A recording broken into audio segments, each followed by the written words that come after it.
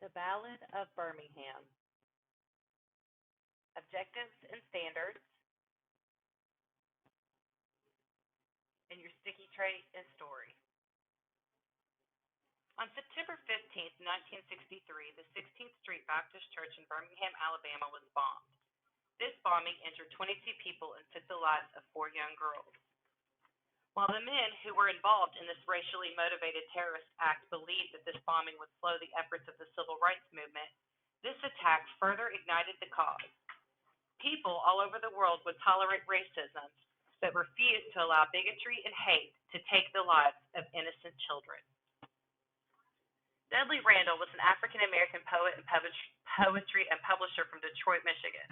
He founded a pioneering publishing company called Broadside Press in 1965, where he published many other famous African American writers. Randall's most famous poem is The Ballad of Birmingham.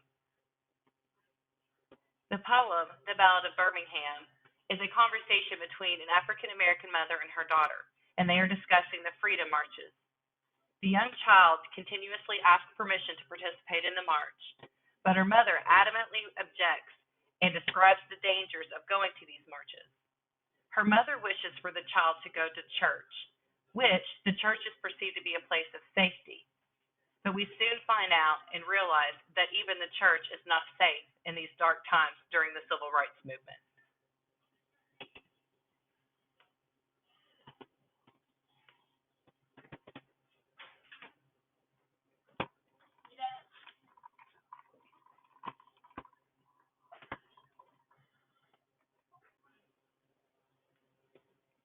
Dudley's poem is a ballad. A ballad is a poem or song that narrates a story in short stanzas.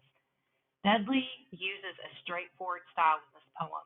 He does not use epic or flowery language because he wants the audience to receive the message, and he wants the message to be crystal clear. Ballad of Birmingham. Mother dear, may I go downtown instead of out to play, and march the streets of Birmingham in a freedom march today? No, baby, no, you may not go, for the dogs are fierce and wild, and clubs and hoses, guns and jails aren't good for a little child. But mother, I won't be alone.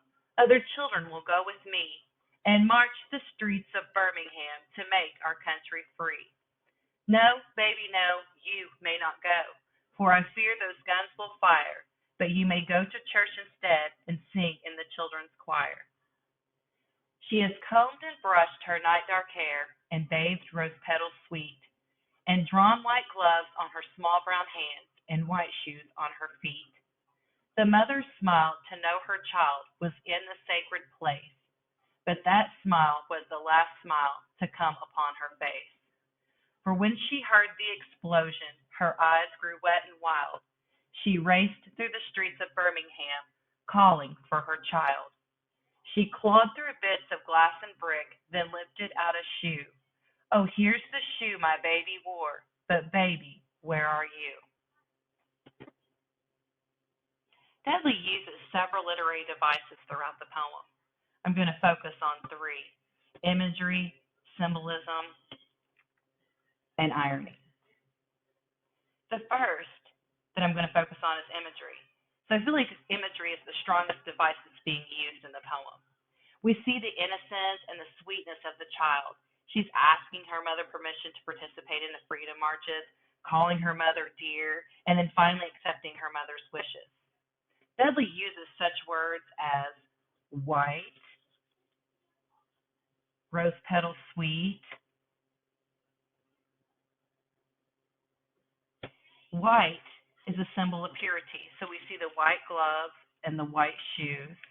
And then he uses adjectives such as small and brown to describe her hands, to give us the idea that this is a child.